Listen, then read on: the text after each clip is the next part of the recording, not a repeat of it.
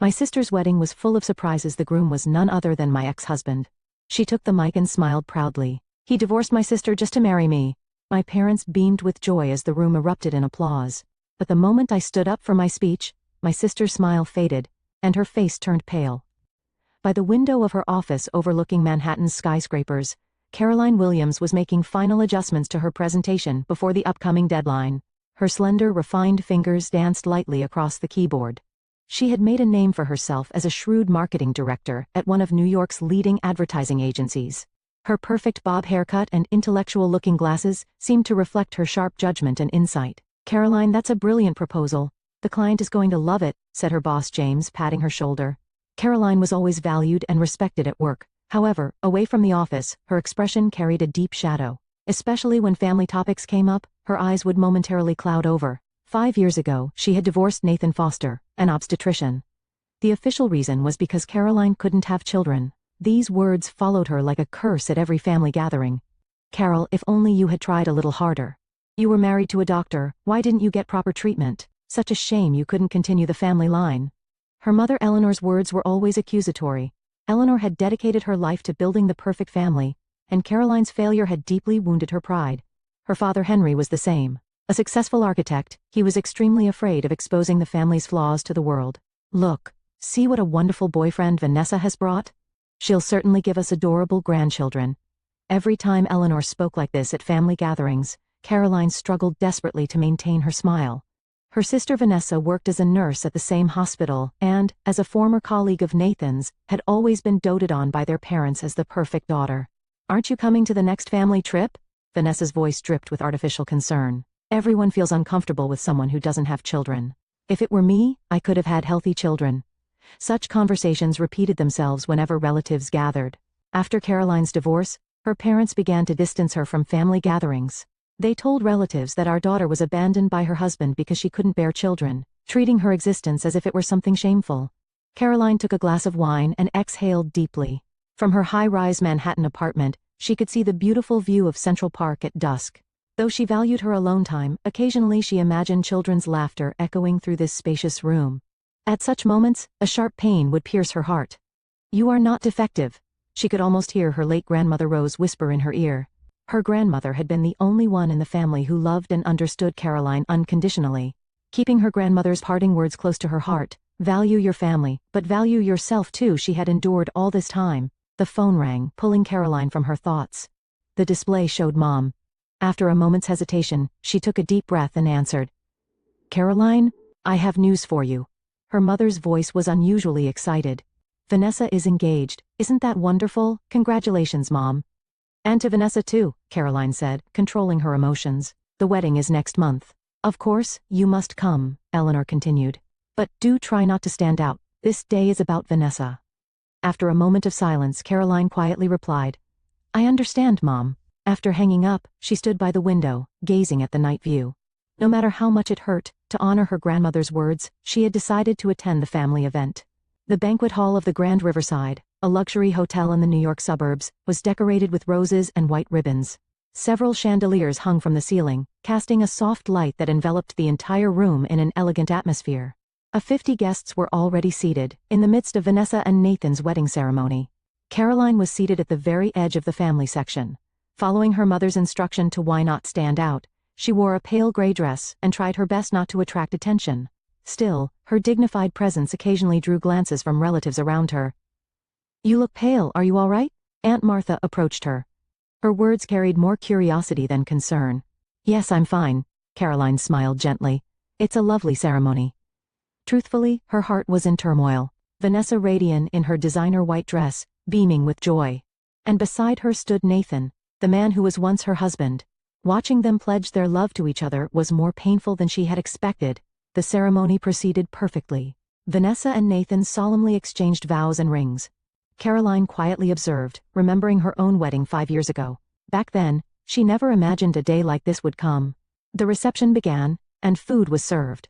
Relatives were engaged in lively conversation, with occasional bursts of laughter. Only Caroline couldn't blend into the circle. "Carol, could you show a bit more of a smile?" her father Henry said in a low voice. "Everyone thinks you're in a bad mood." Caroline nodded silently and took a sip of champagne. Midway through the reception, the host announced it was time for speeches. First came the parents. Henry and Eleanor stood together on the stage, offering words of blessing for their daughter and new son. "Vanessa, you have always been our pride," Eleanor said, seemingly overcome with emotion. "Nathan, we couldn't be happier to welcome you into our family." Next, friends gave their speeches, and the venue was filled with a warm atmosphere. Then suddenly, Vanessa stood up and took the microphone from the host. "Everyone, thank you for coming today." Her voice echoed throughout the hall. "Since this is a special day, I want to share the truth with all of you." Caroline felt uneasy, her spine freezing. Vanessa's eyes turned briefly toward her. "Actually, Nathan divorced my sister to marry me," Vanessa proudly declared. The venue buzzed with murmurs. He wanted a real family. He believed that with me he could build the home he desired. Caroline felt the blood drain from her face. In front of her, and in front of 50 people, her sister was exposing the truth about her divorce. The hall fell silent for a moment, then gradually, applause began to rise. "Good for you, finally found true happiness," a relative called out to Nathan. "God had a wonderful plan," Eleanor said joyfully, holding Vanessa's hand. "You two were destined from the beginning." While the atmosphere in the venue overflowed with blessings, only the area around Caroline's seat remained cold. She sat motionless, only her hand holding the glass trembled slightly. She closed her eyes, desperately holding back tears rolling down her cheeks. At that moment the host's voice resonated. "Now, let's hear a few words from the sister of the bride." Caroline's eyes widened at the sudden invitation. The venue fell silent, and all eyes turned to her. The color drained from Vanessa's face, and she hurriedly tried to stop it. "No, my sister has nothing to say." But it was too late. The guests were looking at Caroline with expectation and curiosity. She took a deep breath and slowly stood up. Feeling her legs trembling, she walked with dignity toward the stage. Seeing this, Vanessa's smile froze. Nathan was visibly disturbed, gripping his chair's armrest tightly. Her parents also changed color, exchanging anxious glances. Caroline stood on the stage and took the microphone. The venue was deathly quiet. With a gentle smile she began her speech. "Congratulations on your marriage, Vanessa and Nathan." Her voice was calm. "It is an honor to be present on my sister's happy day." There was a relieved sigh from the audience. Vanessa and Nathan slightly relaxed their tension, and her parents showed expressions of relief. Caroline continued. "My sister and I have shared many memories since we were little. Vanessa has always been the pride of our parents. And today, she has taken the first step toward creating a new family." She paused and looked around the room. Then, suddenly, she changed her tone. "But it seems today is a day for truth." Vanessa audibly gasped. Nathan leaned forward, and her parents hurriedly tried to stand up. "Actually?" Caroline took out a folder from her black clutch bag. At that moment Vanessa's face turned ashen, and Nathan tried to rise from his seat. Her parents were desperate to stop her, but Caroline's determination was firm. As she opened the folder and was about to take out its contents, the lights in the hall flickered momentarily, and the scene went dark. 2 weeks before the wedding, Caroline was working late in her Manhattan office. With an upcoming presentation for a new client, she was immersed in fine-tuning the details. Outside it was already dark, and while looking at her reflection in the window, she sighed. Since receiving the invitation to her sister's wedding, her heart had been unsettled. Her smartphone vibrated, and the screen showed a call from an unknown number. Normally she would ignore it, but thinking it might be work-related, she answered. "Hello, Caroline Williams speaking." "Caroline? It's Margaret Dawson, remember me?" She searched her memory for a moment. The name Margaret Dawson was certainly familiar, an administrator at the hospital where Nathan worked. During her marriage, she had met this woman several times at hospital events. "Yes, of course I remember. Margaret, what is it? I want to talk to you in person." Margaret's voice had urgency. "There's something you should know. Something very important." "Has something happened?" "I can't say over the phone. Do you have time tomorrow afternoon? Could we meet at Café Lumière in Midtown?" Caroline checked her schedule and found an opening. "3 works for me, thank you. Please come. This information is important for you." After the call ended, Caroline finished her remaining work with a mix of anxiety and curiosity. She couldn't imagine what Margaret wanted to discuss. The next afternoon, Caroline sat at a quiet corner table in Café Lumière. From her window seat, she could see busy people passing by. The door opened, and Margaret entered. In her early 50s, she appeared a bit older than Caroline remembered, but her sharp eyes remained unchanged. "Caroline, thank you for coming." Margaret sat down and got straight to the point. "I wanted to meet in person because I have something to show you." She took out a brown envelope from her bag. "I left the hospital last month. I was tasked with organizing old records before transitioning to a new system, and that's when I found this." "What did you Caroline stared at the envelope. Nathan's medical records, Margaret said in a lowered voice. His own. Caroline frowned.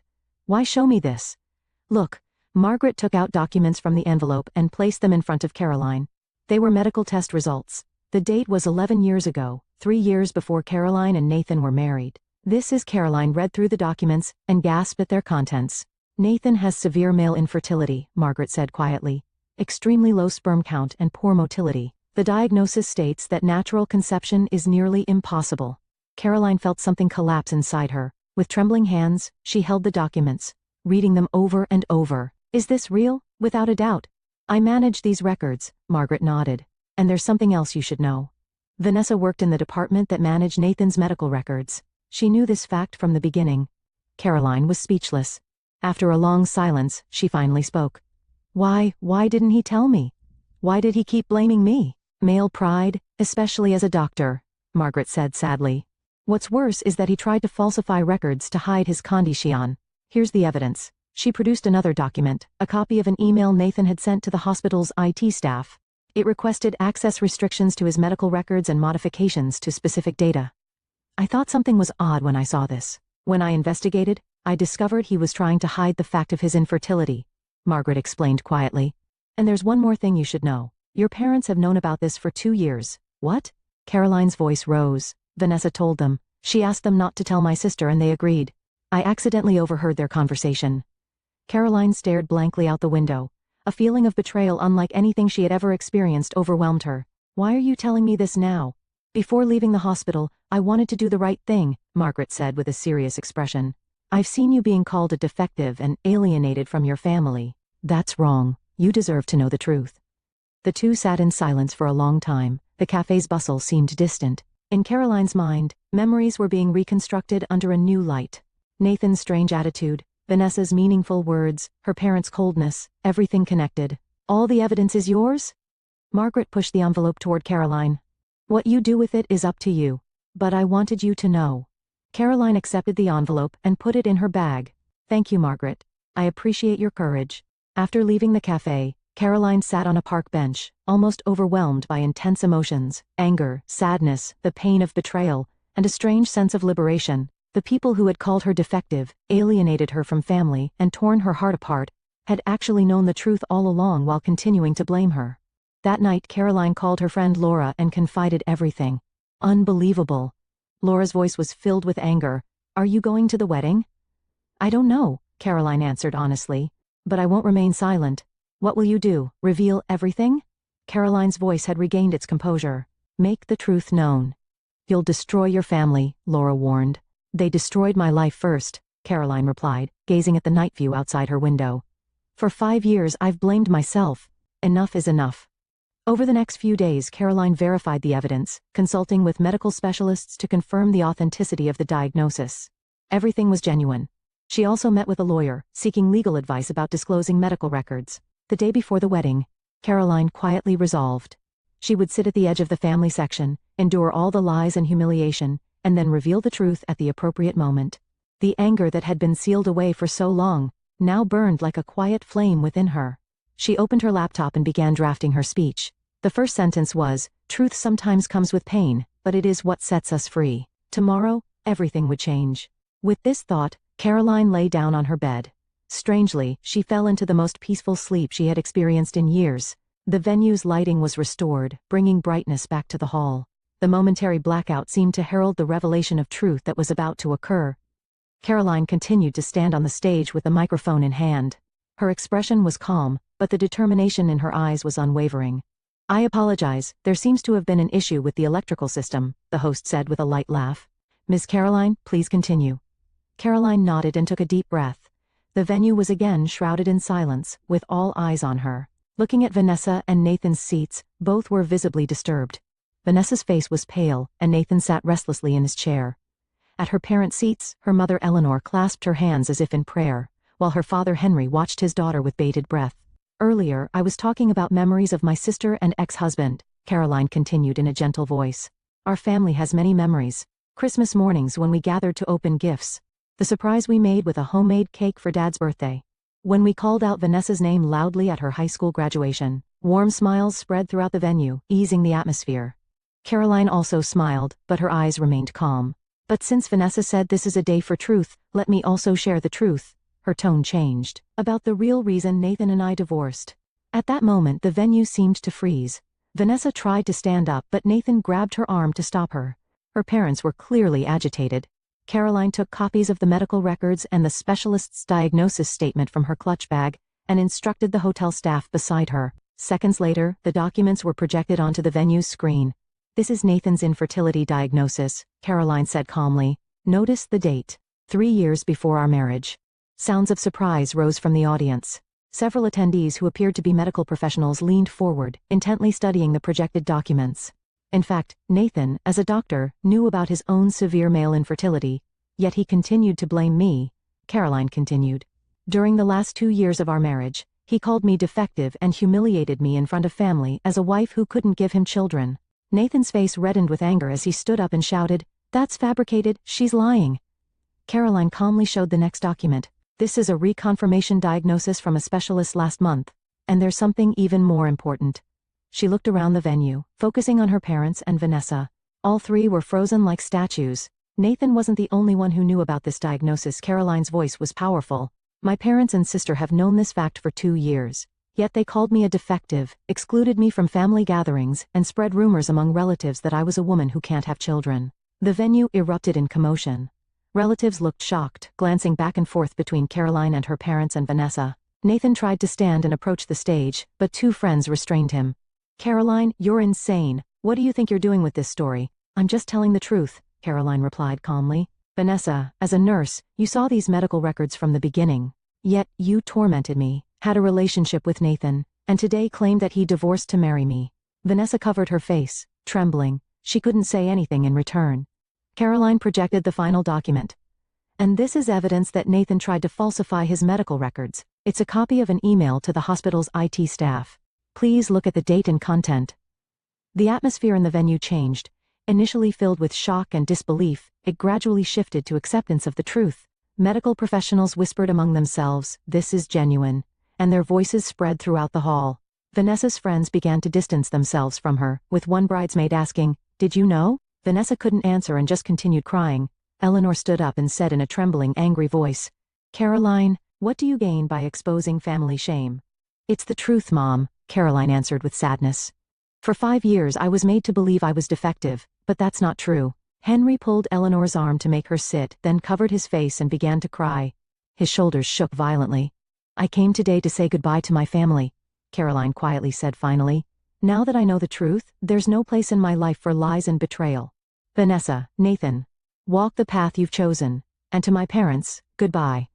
She placed the microphone down and descended from the stage with dignity. The venue fell deathly silent, with only the sound of her footsteps echoing. Caroline made eye contact with no one as she headed for the exit. When she opened the exit door, she didn't look back. She only walked forward. Behind her, the ceremony was being cancelled, and guests were quietly beginning to leave. Confusion and shock dominated the venue, and Vanessa's dream of a perfect wedding had collapsed. Outside the hotel, Caroline exhaled deeply. The setting sun illuminated her face, and she felt a sense of freedom for the first time. Before getting into her car parked by the roadside, she looked up at the sky once. "You are not defective." Her late grandmother's words seemed to be carried on the wind. Caroline smiled and started the car's engine. 1 year later, in autumn, in front of an old brick house in Brooklyn, New York, Caroline was unloading luggage from her car. Amidst the golden leaves swirling down from the trees, a gentle smile graced her face. "Emma, could you help me?" Caroline called toward the entrance. A 10-year-old girl came running out and took a paper bag from Caroline's arms. Emma was a lively child with brown curly hair and intelligent eyes, in the final stages of being adopted by Caroline. "Can I take this to my room?" Emma peeked into the bag. "Yes, of course. But have you finished your homework?" "Almost." Emma laughed as she ran into the house. Caroline smiled as she carried the remaining luggage inside. Her life had become completely different from a year ago. After that wedding, she focused on reclaiming her life. With the help of a psychological counselor, she confronted and gradually healed from the pain of years of abuse and isolation from her family. On the living room wall hung a poster for New Beginnings, a support group she had founded for women struggling with infertility issues. Twice a month, she hosted meetings at her home, giving hope and strength to women carrying the same pain. The group's motto, "My worth is not determined by my ability to bear children," resonated with many women. While making coffee in the kitchen, Caroline's eyes fell on a newspaper article. It reported that Nathan Foster had his medical license revoked on suspicion of medical malpractice and record falsification. He was now reportedly working as a pharmaceutical sales representative in Arizona. As for Vanessa, she had disappeared the day after the wedding and quit her job at the hospital. 2 months ago, Caroline heard rumors that she had joined a religious group in Utah. There had been many contacts from her parents. Initially, the messages were full of anger and blame, but gradually they changed to apologies and requests for reconciliation. Caroline chose not to respond to them, focusing instead on her new life. Only her father's letter from last month was kept. "We committed an unforgivable mistake. But I pray that someday you will forgive us." That letter was stored in her desk drawer. Perhaps one day she would read it again, but not yet. "Laura will be here soon." Emma came running down the stairs. "Thank you, honey," Caroline smiled. Her friend Laura had been her greatest support. Through the chaotic days after the wedding, and the complex process of adoption, Laura had been by her side throughout. Today was Sunday, and they planned to have a picnic at a nearby park. Caroline looked out the window. The sky was clear and blue. She took a deep breath. "Truth sometimes brings pain, but it has set me free." Every morning she repeated these words to herself in front of the mirror. And now, they were no longer just words of comfort, but had become the truth of her life. The doorbell rang, and Emma gave a joyful cry. Caroline set down her mug and went to the door. When she opened it, Laura stood there with a warm smile. "Ready?" "It's a beautiful day," Laura said. "Yes, a perfect day," Caroline replied with a smile. The two women and Emma left the house together. Walking down the street, Caroline put her arm around Emma's shoulders. They were a new family. Though not connected by blood, they were bound by love and truth. Caroline looked up at the sky and spoke to her late grandmother in her heart. "I'm all right. I'm cherishing both myself and my family." The autumn wind danced around them, heralding the beginning of a new season. The wounds were healing, and Caroline's life was now shaped by her own choices and truth. It was the path to genuine happiness that she had sought for so long.